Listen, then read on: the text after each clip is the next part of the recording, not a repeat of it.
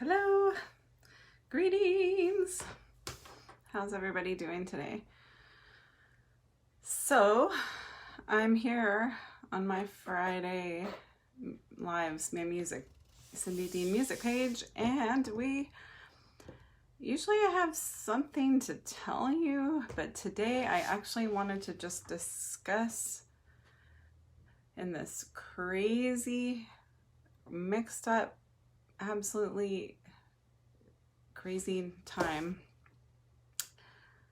What are we going to do about our music at all in general and in our schools right now?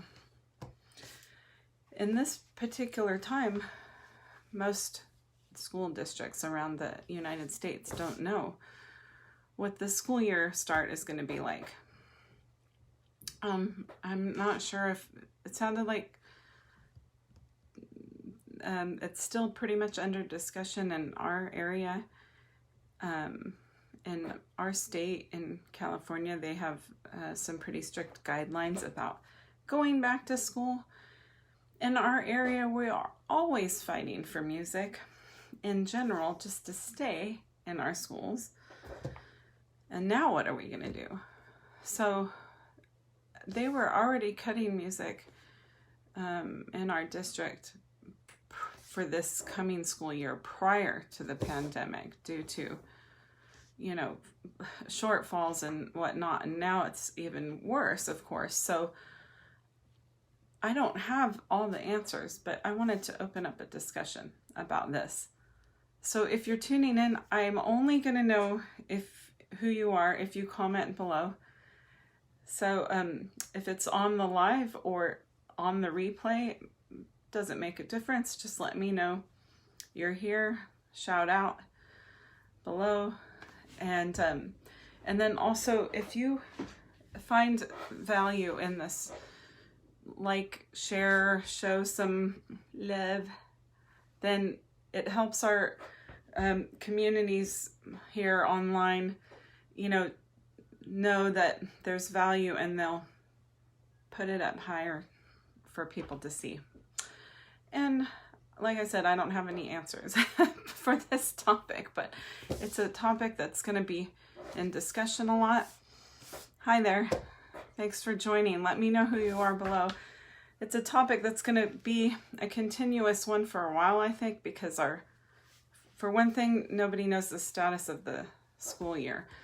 Most likely, I'm assuming that we're going to be online, but they've been also talking about a hybrid online. So then what do you do if you're teaching? I'm not a public music school teacher, but because I keep in contact with a lot of them, and I'm just kind of trying to keep up with the status of stuff because I'm also a parent, and I'm always fighting for music because I teach it and I play it, right? A lot of you do a combination of things. Some of you might just be parents that are interested. Maybe your kids play music. Maybe you used to play music. It doesn't matter if you play music or even teach music, just that you have an interest in it being still available to the schools. So if the schools don't have it, I think a lot of people are going to seek it out. But it's important, and especially right now, this time we're in, people need ways to express themselves and ways to be creative. And music is also this awesome thing that, can take you from this terrible mood and terrible state of mind into something more positive. It can change your mood, right? It can do a lot of things. Hi there. Thanks for watching. So if you have anything, this is going to be an open discussion. So I really want your opinions. Even if you're watching the replay, it doesn't matter.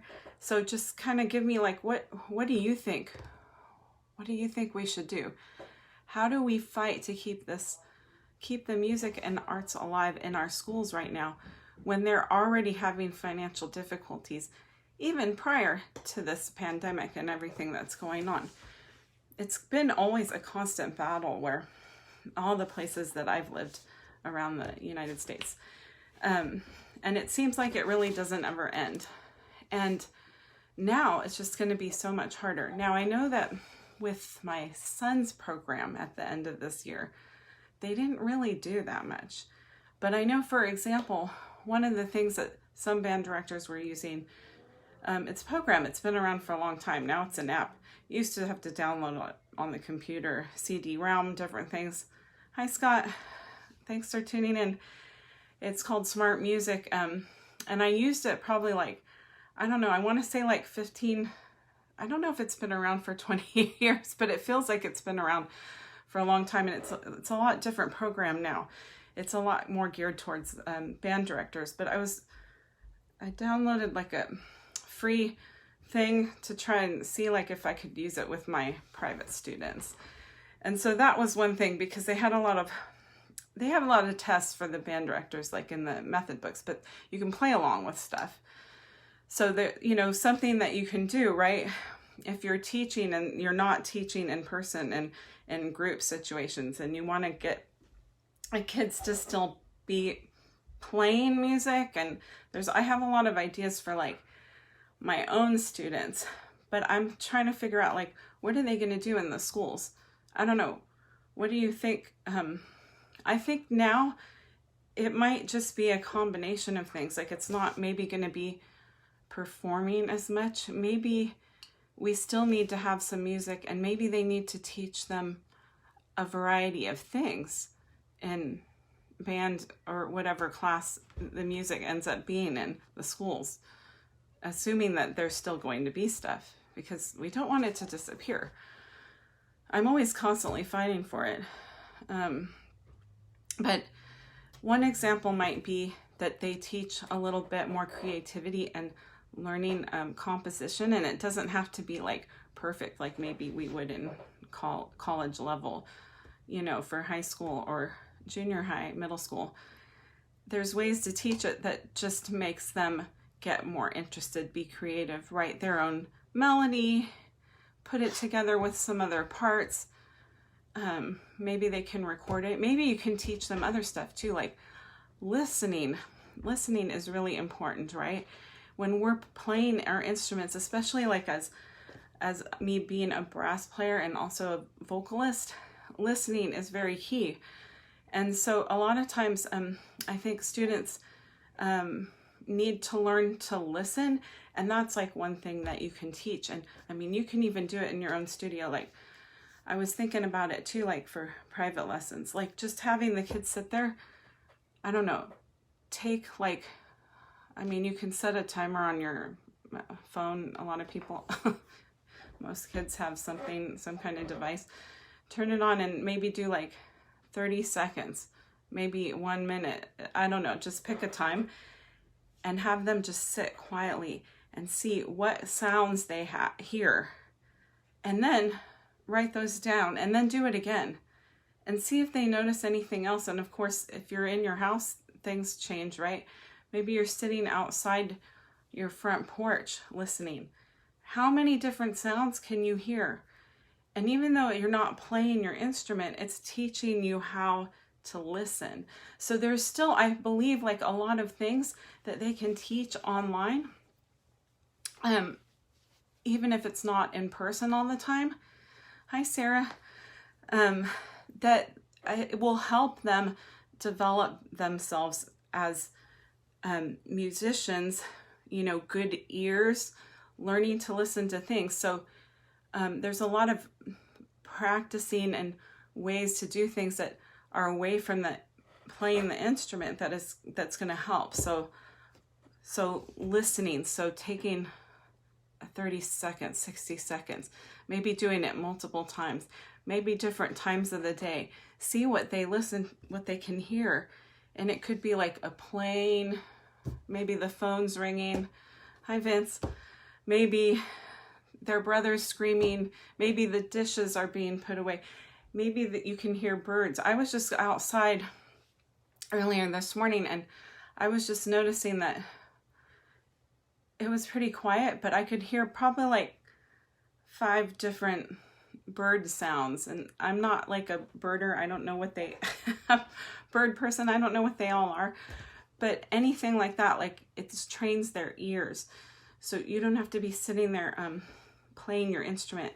to learn to like develop your ears and good listening skills. That helps you in other areas, right? Not just music, but in like in school, like in English, and listening to people talk and really hearing like what people are saying, and just all in life. So there's all these skills that we use as musicians.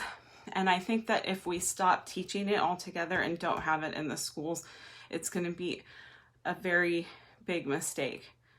I don't know. What do you guys think? There's a few of you watching. Do you have any tips? You don't have to be a musician. Because I think creativity is just as important as learning the instrument. So maybe teaching things like listening skills and how to write a melody. And maybe they don't know like maybe they're not going to write it exactly perfect, but just the process and the learning, no matter what stage there is. I think it's important, and you can do it with beginners. There's ways to do it. Like you could say, okay, in a bar of music, it's 4/4 time, 4 beats to a measure, quarter note gets a beat. So we're learning math, right? The music is related to math a lot. And so I always teach my students to think about that. So then you could just say, okay, clap a rhythm, just 4 beats. And I had one of my students do that the other day. And so he came up with the rhythm. Okay, I said, okay, now pick 1 or 2 notes and play that rhythm on your instrument. You could sing it too, if you don't have to have an instrument, or you could whistle or hum it. It doesn't matter.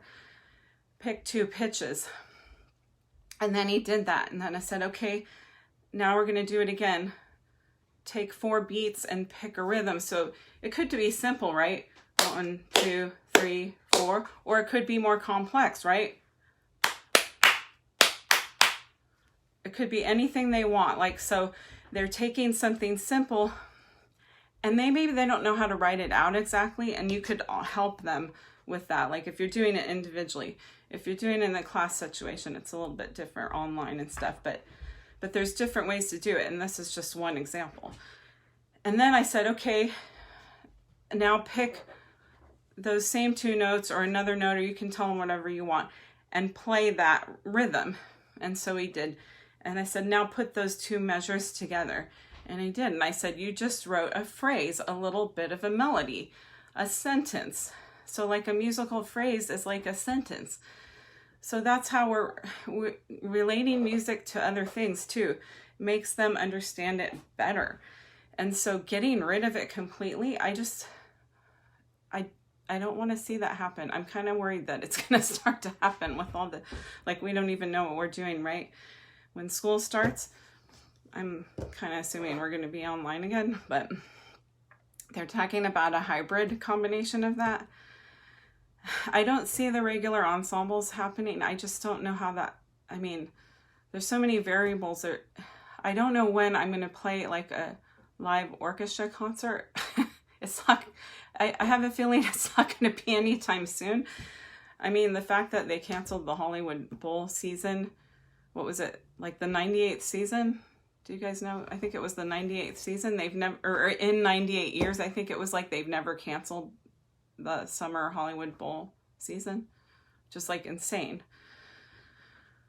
So there's all these things, not happening for many people, but the kids in school, they need it just as much, if not more. And I think it helps them learn. And there's so many studies about music and learning. And I mean, I can't even tell you all of them, but I've seen like, you can find stuff, just search and you'll find like a gazillion articles.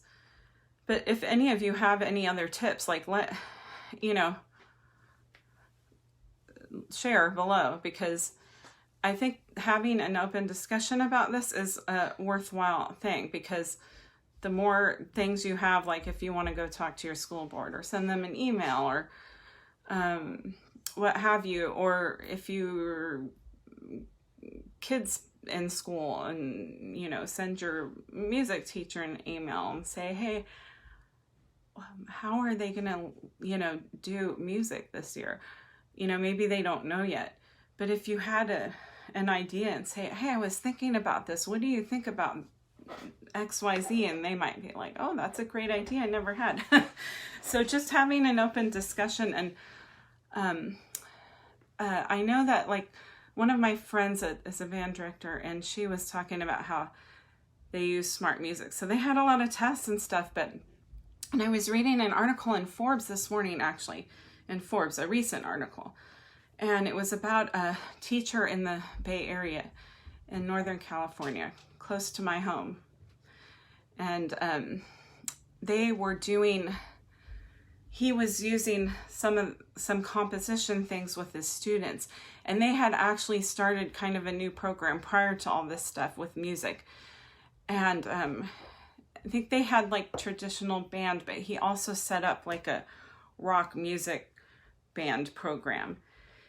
And so he was able to have like these smaller ensembles work together and compose their own parts and write music, and then, record individually. And, there's a lot of directors are going nuts because they're recording like 50, however many people in each ensemble and putting them together. And it's so much work, especially if you're learning and doing all this, right?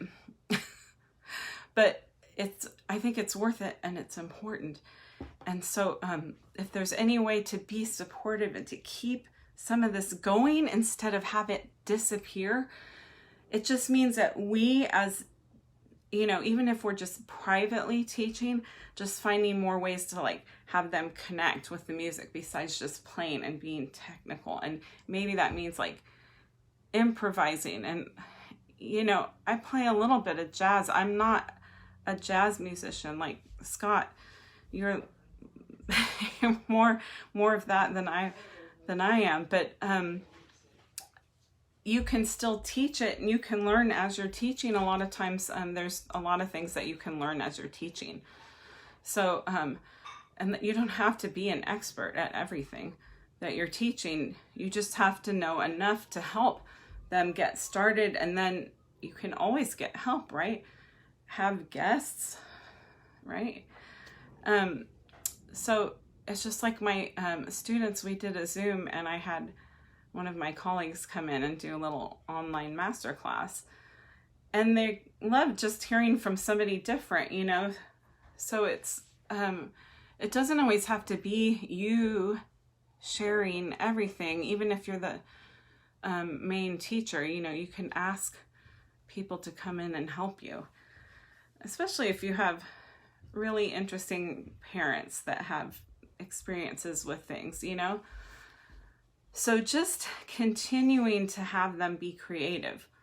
Does anybody have anything to share? Let me know below. I want everybody to fight to keep all this music from disappearing. I don't think it's a good idea to get rid of, even if it's not going to be the traditional classes that we've had, even if it's not traditional choir. Well, here in our area, we have like show choir, which is not traditional, but even if it's not traditional performing right now, it's still important. And these kids that sign up for this stuff, they absolutely love it. Band and jazz band, and some schools have orchestras, some don't. There's other things you can do, a ukulele class, guitar class. Everything requires money. The biggest thing, my concern is like the schools that don't have the money, the parents that don't have the resources, that's already barely there. I'm pretty sure it's just going to disappear. I mean, some of the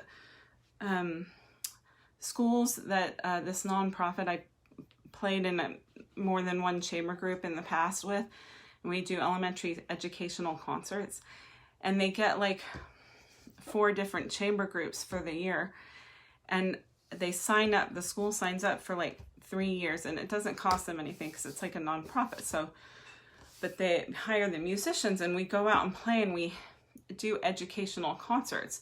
And so we'll go to a school and we'll do, probably like 3 assemblies usually at each school.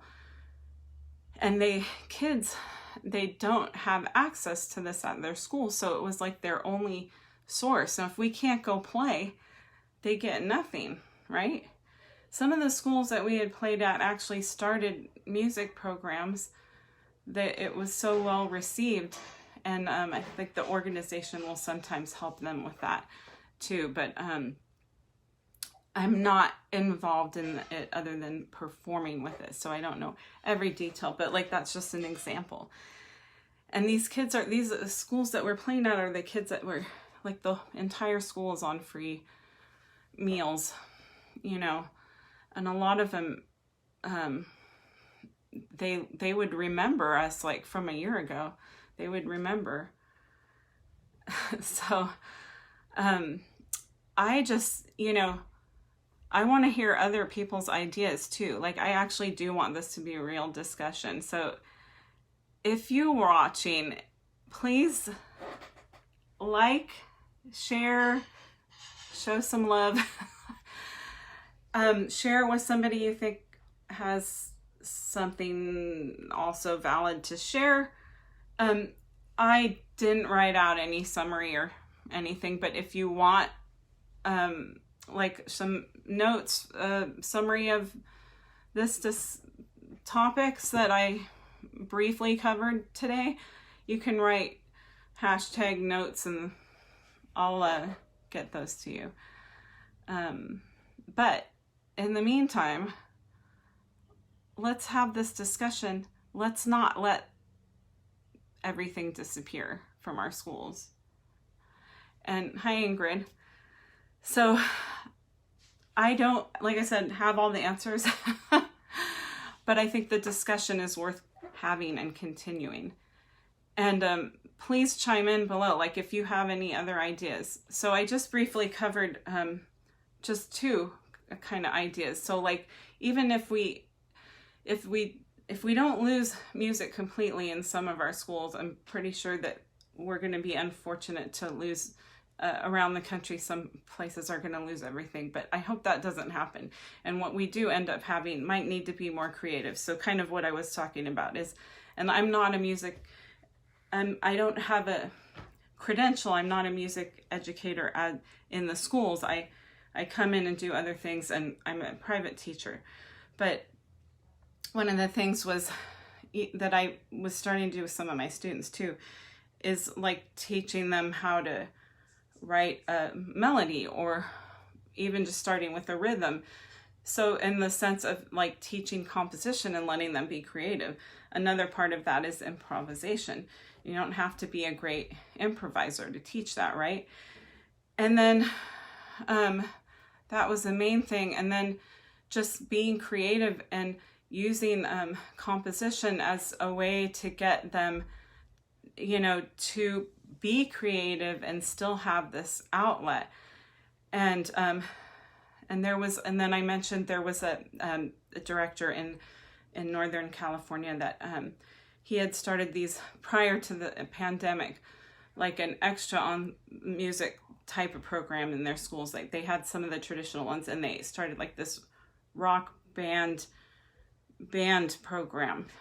And so he was able to do some composition and have them write their own individual parts and piece part of them together. And they then would record, and you know, a lot of my band director friends, you know, they were piecing like giant ensembles together for one piece of music and all these crazy things. And anything like that, even though it takes a lot of time, is, you know, worth it, I think. And then the other thing I mentioned was smart music, which has been around for a long time, and it's changed quite a bit. I used to use it and I don't so much, but it was free to band directors this year. So they could use it with their students to like have them keep playing with things, recording things, testing things. And it didn't used to be geared towards band ensembles as much, but I used to use it for accompaniment for solos and different things, and it still has some of that. It just doesn't have as much as it used to, but that is another resource.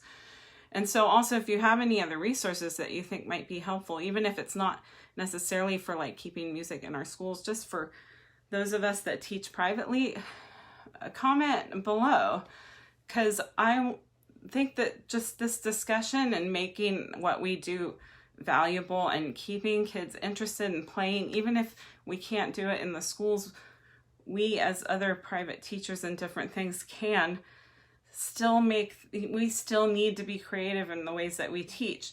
And one of the other things I do that I didn't mention before is musical theory games, and with my students, and sometimes we don't have time to play them, but I'll send them a PDF or I'll drop one off at their house, at this time. Usually at their lesson, I'll give it to them to take home. We'll play a little bit of it. So anything like that, just to kind of make stuff fun, find fun apps. There was this one app, I'm going to mention it because it's like hysterical. You don't necessarily have to play an instrument, but it's kind of more fun when you sing or play an instrument. It's called Chicken Scream. It's free. They don't have to play any specific pitches. It's just, you can check it out. I found it like another music director, band director had started using it for like in home school, just to get them to play their instruments and not put it down constantly. It's basically like this little game, and you have to get the chicken to the other side. And you do it by playing a pitch. Now you could make a noise. You don't have to play your instrument, but it was kind of a fun way to get them to play their instrument, especially with horn and their beginners that I teach. They might not have pitch accuracy. And I gave it to them, and we did it at a lesson, and they thought it was like absolutely hysterical. Chicken Scream. So making stuff fun with games is always good. And you don't really have to do that much always or be super creative. There's like a lot of things you can do really easily, even without, it's easier on Zoom because you can share screens, but even if you're not using Zoom, there's still ways to play a couple easy games. So, if anybody's interested in that, you can just, message me or something, and I'll try to share some of the resources that I've used for games and stuff. Hi, Geraldine. So if anybody has any other ideas, Ingrid, if you're still watching, and you have anything to share, please chime in. Even if you come back during the replay, you're watching the replay, just let me know below. Just put replay, comment, share, like, because when we share and like these things, the internet, social media platforms will put things up higher, will show it more people will see it. That's the point. I'm not an expert. I'm not perfect. I'm just wanting to have this discussion today. You can probably have a lot of these ideas if you're a musician and a teacher. You might have already thought of some of this stuff. If you have any more to add, I'd love to hear it. But other than that, let's just keep fighting to keep our music programs and arts in general, but music specifically is kind of what I'm talking about today, but any of that in general in the schools, even if it's not taught in the traditional form. So if anybody else has any ideas about ways to do that other than talking to your school board and whatnot, and fighting, like we have all kinds of stuff around here and they're always fighting for it here, but it's still, some of it's disappearing. But we can't let it all go because we need creativity and outlets, and the kids need it more than ever, especially right now. So pick some really awesome music to listen to today. If you play an instrument, pick it up and play a few notes. Don't just leave it sitting there collecting dust, because I know during this time it's like sometimes really hard to pick up your instrument if you don't have a goal. So that's the other thing, is we have to help these kids have goals.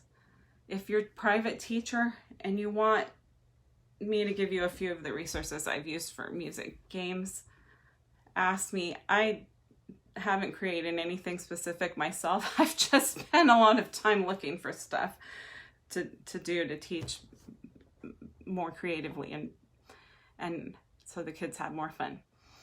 All right. Thank you for watching. I love you all. Mwah. Have a great day.